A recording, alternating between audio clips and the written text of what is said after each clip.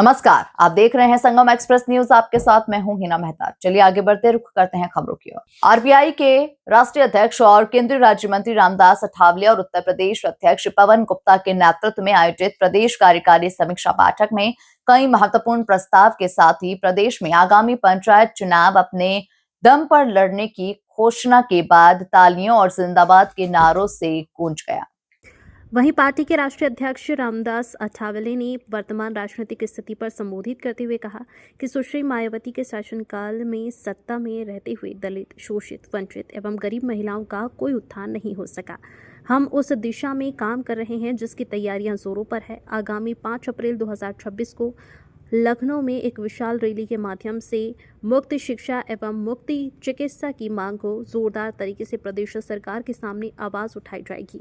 अठावले ने कहा कि केंद्र में हम सरकार के साथ शामिल हैं, लेकिन उत्तर प्रदेश में बिना ताकत दिखाए भाजपा हमारी पार्टी को सरकार में जगह नहीं देगी। वहीं मुख्यमंत्री योगी आदित्यनाथ की कार्यों की सराहना की।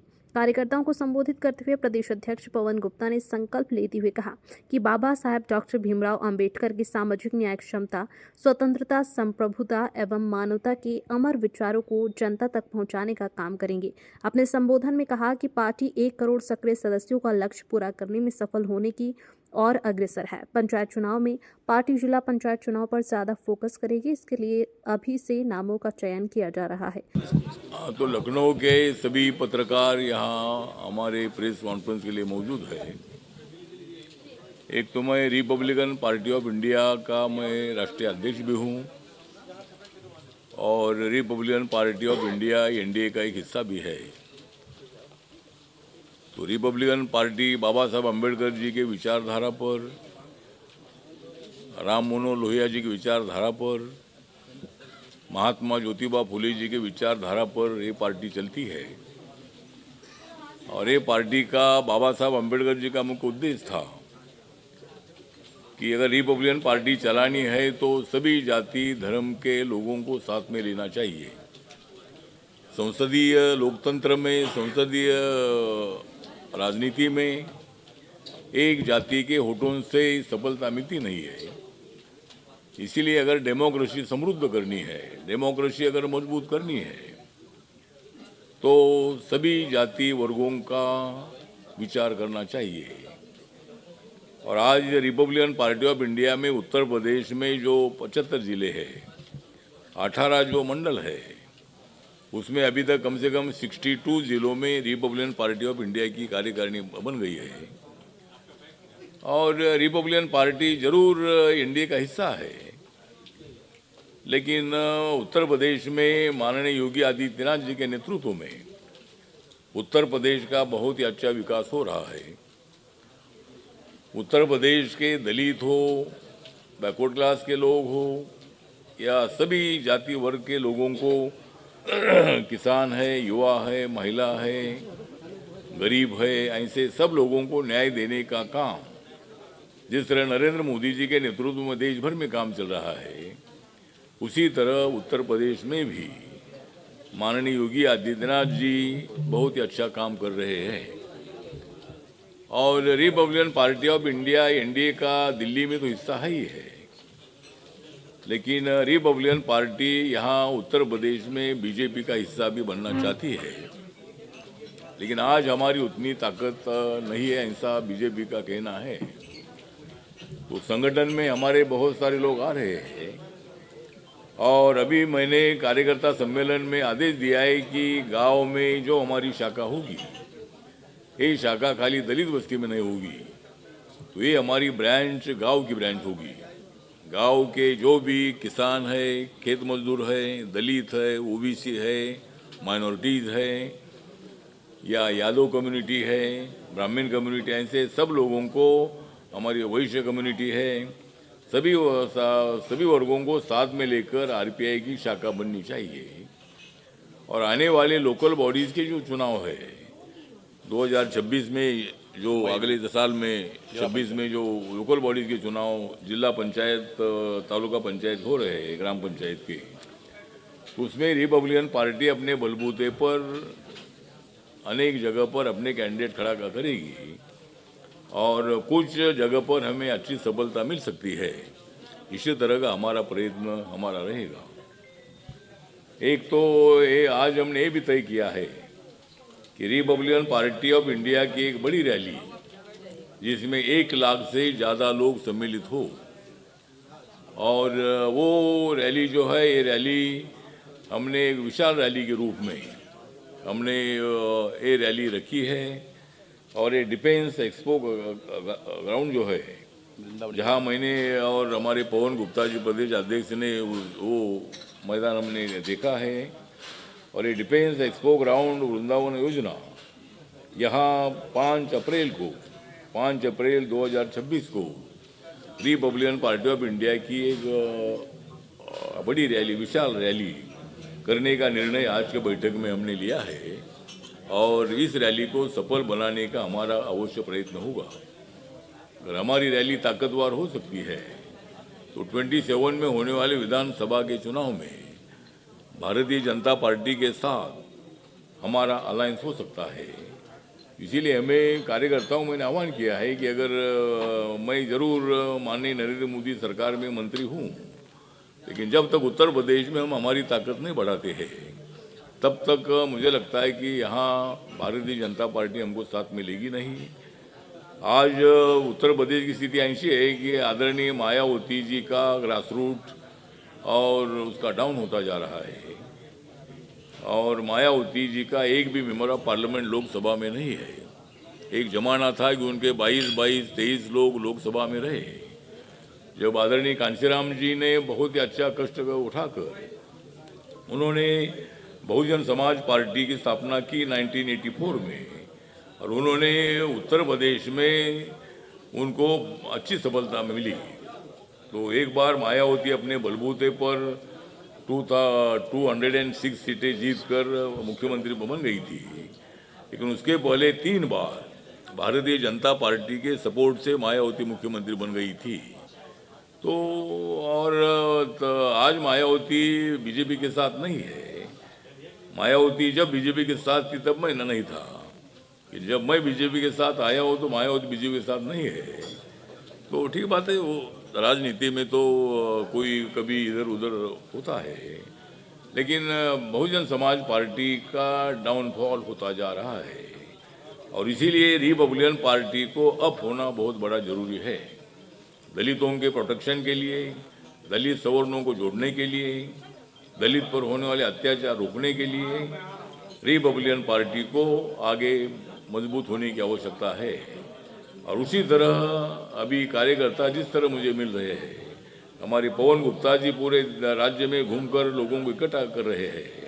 सभी 18 मंडल में हमारी पार्टी आज काम कर रही है, और बाकी जो बचे हुए 13 जिले हैं, 13 जिलों में 2-3 महीने के अंदर ही हमारी कार्यकारिणी बनेगी, और रिपब्लिकन पार्टी को हमें मजबूत बनाना है।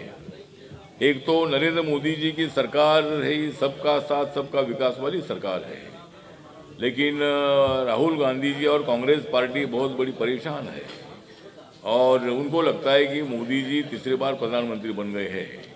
ये कांग्रेस पार्टी के लिए बहुत बड़ा धक्का है, ऐसा वो समझते हैं।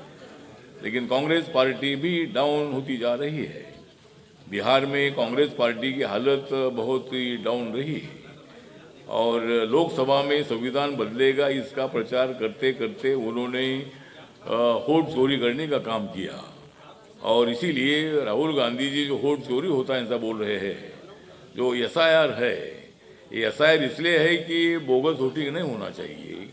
एक आदमी ने 2 बार 3 बार वोटिंग नहीं करना चाहिए। जो अपने देश का नागरिक नहीं है, जिन्होंने गलत पेपर देकर वोटिंग लिस्ट में नाम डाला है, ऐसा भी नहीं होना चाहिए। जो देश का नागरिक है उसको वोटिंग करने का अधिकार है, लेकिन इसीलिए SIR जो है ये वोटिंग लिस्ट पारदर्शी बनाने के लिए SIR है। लेकिन कांग्रेस सहित हमारी समाजवादी पार्टी जो है, माननीय अखिलेश यादव जी, मतलब उनकी लोकसभा में ज़्यादा सीटें आई, उनको बधाई है, लेकिन अखिलेश यादव जी ने कांग्रेस पार्टी का साथ छोड़ना चाहिए। कांग्रेस पार्टी को साथ में लेकर समाजवादी पार्टी का भारी नुकसान हुआ है। तो अखिलेश यादव जी जिस तरह मुलायम सिंह यादव जी ने समाजवादी विचारधारा पूरे उत्तर प्रदेश में ले जाने का प्रयत्न किया था। कई बार मुलायम सिंह यादव जी मुख्यमंत्री भी रहे थे, अखिलेश यादव भी एक बार मुख्यमंत्री रहे थे। तो मुझे लगता है कि अभी भारतीय जनता पार्टी योगी आदित्यनाथ जी के नेतृत्व में बहुत बड़ी स्ट्रांग है। और अभी पंकज चौधरी जी जो हमारे महाराजगंज के मेंबर ऑफ पार्लियामेंट है, 7 बार वहाँ चुनकर आए हैं, तो वो अभी यहाँ के स्टेट के प्रेसिडेंट उनको बनाया है। तो उनके नेतृत्व में और योगी आदित्यनाथ जी के नेतृत्व में उत्तर प्रदेश में भारतीय जनता पार्टी ताकतवर बनती जा रही है। और आने वाले विधानसभा के चुनाव में भारी सफलता भारतीय जनता पार्टी को मिलेगी, ऐसा हमें पूरा विश्वास है। और जिस तरह नरेंद्र मोदी जी बहुत अच्छा काम कर रहे हैं, उत्तर प्रदेश के लिए बहुत बड़ा पैकेज दे दिया है। नेशनल हाईवे एक हमारे नितिन गडकरी जी के नेतृत्व में बहुत सारे नेशनल हाईवे 4 लेन 6 लेन हो रहे हैं, स्टेट हाईवेज अच्छे बन रहे हैं, किसानों को न्याय मिल रहा है, यहाँ के खेत मजदूरों के लिए न्याय मिल रहा है, और सभी वर्गों को न्याय देने का प्रयत्न यहाँ हो रहा है। और इसीलिए उत्तर प्रदेश में भारतीय जनता पार्टी और एनडीए बहुत बड़ी स्ट्रांग अलायंस के माध्यम से लोगों के सामने आएगी, ऐसा हमें पूरा विश्वास है। जिस तरह नरेंद्र मोदी जी ने आपको मालूम है कि जनधन योजना शुरू की थी 2014 में, तो देश भर में 57 करोड़ 20,75,000 इतने अकाउंट बैंक में खुले थे देश भर में। और उत्तर प्रदेश का विचार करेंगे तो 10 करोड़ 20,41,000 इतने अकाउंट मतलब उत्तर प्रदेश में खुले हैं। प्रधानमंत्री मुद्रा योजना जो है 50,000 रुपये से लेकर 10 लाख तक बिना तारण बिना अट लोन देने का आदेश बैंकों को है। और अभी इसका दायरा बढ़ाकर 20 लाख तक किया है। तो ये मतलब हमारे जो गरीब लोग हैं, जो बेरोजगार है, ऐसे लोगों को, महिलाओं को, सभी लोगों को मुद्रा योजना का लोन मिलता है। और ये प्रधानमंत्री मुद्रा योजना शुरू हुई थी 2015 में, और अभी तक 55 करोड़ 38,95,000 इतने लोगों को मुद्रा योजना का लोन मिला है। और इसमें महिलाओं की भागीदारी 60% है। और उत्तर प्रदेश का आंकड़ा देखते हैं तो 5 करोड़ 3 लाख इतने लोगों को मुद्रा योजना का लोन मिला है। प्रधानमंत्री उज्ज्वला योजना जो है, एक गैस सिलेंडर की योजना है, पूरे देश भर में 10 करोड़ 33 लाख इतने लोगों को गैस कनेक्शन मिले हैं। और उत्तर प्रदेश में 1 करोड़ 86,24,000 इतने लोगों को मतलब गैस कनेक्शन मिले हैं। प्रधानमंत्री आवास योजना जो है, ये अर्बन की आवास योजना में मतलब अभी तक 96,32,000 मतलब टोटल 4 करोड़ लोगों को अभी तक आवास मिला है। और उसमें मतलब अर्बन एरिया में 17,16,000 इतने लोगों को इसका फायदा हुआ है। तो इसी तरह मतलब अनेक कामों के माध्यम से हमारी सरकार मजबूत सरकार है, एनडीए की सरकार मजबूत है, रिपब्लिकन पार्टी नरेंद्र मोदी जी के साथ है। और अभी महाराष्ट्र में आपको मालूम है कि जो लोकल बॉडीज़ के चुनाव हुए नगर परिषद के, उसमें भारतीय जनता पार्टी नंबर 1 पर है। हमारा जो अलायंस था बीजेपी, शिवसेना और एनसीपी और आरपीआई, तो हमें सबसे ज़्यादा कम से कम 90% सफलता हमको मिली है। और अपोजिशन को खाली 10%, कांग्रेस और उद्धव ठाकरे जी को 10% भी सीटें इतनी नहीं में मिली है। तो महाराष्ट्र में हमारी जो महायुति है, एनडीए है, बहुत स्ट्रांग है। और विधानसभा में भी हमें बहुत बड़ी सफलता मिली थी। तो इसी तरह हम अभी उत्तर प्रदेश में भी हमारे पार्टी का जो जनाधार है बढ़ा रहे हैं। और भविष्य में Republican party Bahujan Samaj party की जगह लेगी और बहुजन समाज पार्टी आरपीआई की जगह लेगी, ऐसा मुझे पूरा विश्वास है। और उसी तरह हमारा काम आगे चल रहा है। सर, एक आपने कहा कि 5 तारीख को आप विशाल रैली करेंगे लखनऊ के अंदर। 5 तारीख को एक विशाल रैली करेंगे, तो एक तरीके का यूपी गवर्नमेंट के सामने शक्ति प्रदर्शन होगा कि आपने अगर 2027 में अलायंस हमारे साथ नहीं किया तो आपको नुकसान हो सकता है यूपी सरकार को। नहीं, नुकसान के विषय नहीं है। नुकसान के लिए नहीं, हम तो चाहते हैं कि भाई भारतीय जनता पार्टी के साथ और एनडीए के साथ आरपीआई का अलायंस हो, लेकिन अभी तक उतनी ताकत हमारी नहीं है, ऐसा बीजेपी का मानना है। और बीजेपी को लगता है कि सारा दलित वोट मायावती के साथ है, बीएसपी के साथ है, तो आरपीआई को लेने से क्या फायदा है। जिस तरह अनुप्रिया पटेल जी कुर्मी वोट के लिए उनके साथ है, निषाद वोट के लिए उनके साथ है, राजभर वोट के लिए उनके साथ है, और हमारे खुशवा वोट के लिए उनके साथ है। लेकिन आरपीआई को लेने से हमको फायदा ना, ऐसा उनका मानना है, क्योंकि अभी हमारी ताकत उतनी नहीं है। इसीलिए 5 अप्रैल की रैली अगर हमारी बड़ी होती है तो जरूर भारतीय जनता पार्टी हमको साथ देने का विचार करेगी और हम उनके साथ अलायंस में जाएंगे। आपने एक सलाह दी है कि अखिलेश यादव कांग्रेस पार्टी के साथ रहकर के नुकसान उठा रहे हैं। अखिलेश यादव जी कह रहे हैं कि लोकसभा में हमने पिछली बार इतनी सीटें पा ली थी कि अब 2027 में भी हम उत्तर प्रदेश में फिर से सरकार बनाएंगे। मुझे लगता है कि अखिलेश यादव बोलने में कोई दिक्कत नहीं है। हर आदमी को अपनी सीटें ज़्यादा कैसी लानी चाहिए, इसका बोलने का अधिकार है। लेकिन 2024 के चुनाव में संविधान बदलेगा इसी तरह का भारी प्रचार हुआ था और सब अपोजिशन एक साथ आए थे और उन्होंने मतलब मोदी जी को हम हटाएंगे इसी तरह का नारा उन्होंने दिया था। लेकिन वो मोदी जी को हटा नहीं पाए, उनकी तो सीटें बढ़ गई। उत्तर प्रदेश में, महाराष्ट्र में हमारा काफ़ी नुकसान हुआ और इसीलिए हमारी सीटें कम हो गई। मुझे उत्तर प्रदेश में 70 के 80 सीटों में से 75 तक सीटें हमको मिलेगी, ऐसा हमको पूरा विश्वास था। लेकिन हमें बहुत कम सीटें मतलब उत्तर प्रदेश में मिली। तो ठीक बात है, आगे पीछे चुनाव में होते रहता है, लेकिन आने वाले चुनाव में संविधान का मुद्दा चलेगा नहीं। आज भी राहुल गांधी संविधान दिखाते हैं, बिहार में भी संविधान दिखाया, वोट चोरी के लिए रैली निकाली, लेकिन उसका कोई परिणाम हुआ नहीं। और लोकसभा के बाद हरियाणा में बीजेपी सत्ता में आई, महाराष्ट्र में सत्ता में आई, दिल्ली में सत्ता में आई, बिहार में सत्ता में आई। तो इसीलिए लोगों के मन में अभी संविधान बदलेगा ये विचार बिल्कुल नहीं है। इसीलिए दूसरा वोट चोरी का मुद्दा राहुल गांधी ने, अपोजिशन ने निकाला, लेकिन उसका कोई फायदा उनको हुआ नहीं है। इसीलिए 2029 में जो लोकसभा का चुनाव होगा उसमें अखिलेश यादव जी को उतनी सीटें मिलेगी नहीं, बहुत सीटें उनकी कम हो जाएगी और बीजेपी की सीटें बढ़ेगी।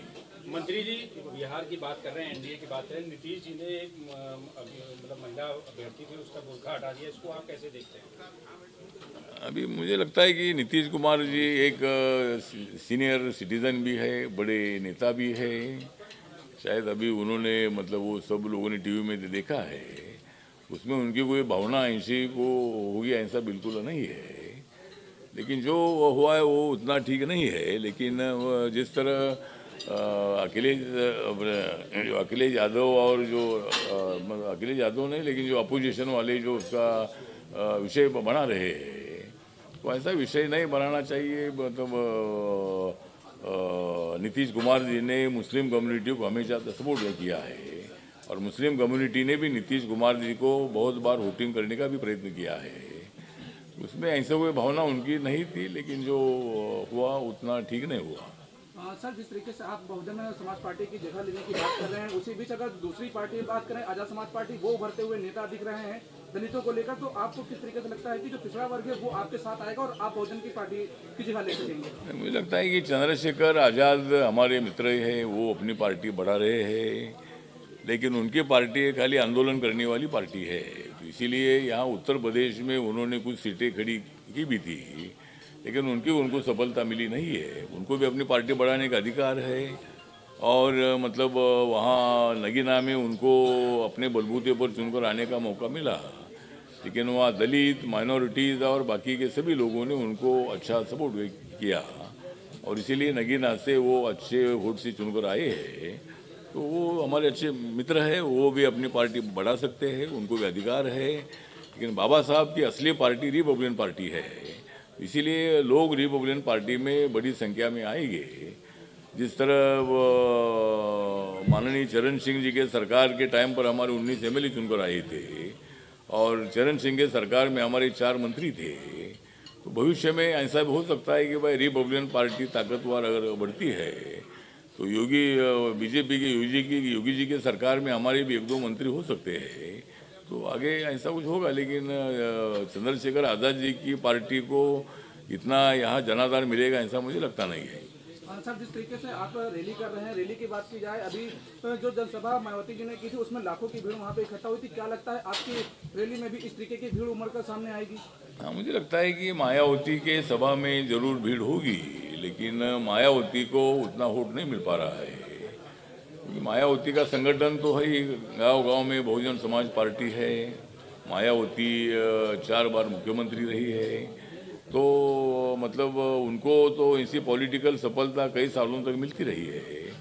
लेकिन अभी 2-3 इलेक्शन में अगर देखते हैं तो 2019 के चुनाव में उनका एक भी नहीं, 2014 के चुनाव में उनका एक भी एमपी नहीं था। लेकिन 2019 में जब अखिलेश यादव जी के साथ उनका अलायंस हुआ, तब उनकी 10 सीटें चुनकर आई थी और अखिलेश यादव जी की 5 सीटें चुनकर आई थी लोकसभा में। तो इसीलिए मुझे लगता है कि मायावती जी को सपा का फायदा हुआ था, लेकिन सपा को बीएसपी का फायदा बिल्कुल नहीं हुआ था। तो अभी अकेले लड़ने से मायावती एक भी सीट चुनकर नहीं आ रही है लोकसभा में। इसीलिए मुझे लगता है कि उनके सभा में तो भीड़ हो सकती है, उनकी पार्टी का ग्रासरूट पर है भी है, लेकिन भारतीय जनता पार्टी जब एकदम उभर गई है तो दलितों का वोट जो है, दलितों का वोट बड़ी संख्या में उनको भी मिल रहा है। इसलिए मायावती को चुनकर आने के लिए जो वोटिंग का मार्जिन होता है, ये मार्जिन अभी बीजेपी के साथ चला गया है, और इसीलिए मायावती के लोग चुनकर नहीं आ रहे। उनको वोट बिल्कुल मिलता ऐसा नहीं है, उनको वोट मिलता है, लेकिन चुनकर आने के लिए जितना वोट मिलना चाहिए उतना नहीं मिल पा रहा है। इसीलिए उनको चुनाव में उतनी सफलता नहीं मिल रही है। सर, बांग्लादेश में हिंदुओं के ऊपर जो अत्याचार हो रहा है उस पर आप क्या कहना चाहेंगे? बांग्लादेश में हिंदुओं के ऊपर जो अत्याचार हो रहा है, जो कट्टरपंथी लोग उस पर अत्याचार कर रहे हैं, क्या कहना चाहेंगे? मुझे लगता है कि बांग्लादेश में हिंदुओं पर अत्याचार होना ये बहुत बड़ा गलत है, और भारत सरकार ने भी इसका निषेध किया है। तो वहाँ के जो हिंदू अल्पसंख्यक है उनकी सुरक्षा करने का काम वहाँ के बांग्लादेश की सरकार ने करनी चाहिए। वहाँ कभी कभी हिंदुओं पर अन्याय होता है, कभी कभी बुद्धिस्ट लोगों पर भी अन्याय होता है, तो वहाँ के माइनॉरिटीज़ पर अन्याय नहीं होना चाहिए। वहाँ की सरकार ने उनकी सुरक्षा करनी चाहिए, ऐसी हमारी सूचना है। और बांग्लादेश में जो उनका इंटरनल वहाँ का विषय, उस पर हम कुछ नहीं बोल सकते हैं, लेकिन हिंदू समाज पर अन्याय होना, एक हिंदू समाज के आदमी की हत्या करना, ये बात अच्छी नहीं है, ऐसा मुझे लगता है। सर, यूपी में कोडिंग को सिरप का मामला बहुत ज्यादा गरमाया हुआ है। पार्लियामेंट में दिल्ली में भी ये मुद्दा चला, तमाम सांसदों ने इस मुद्दे को उठाया।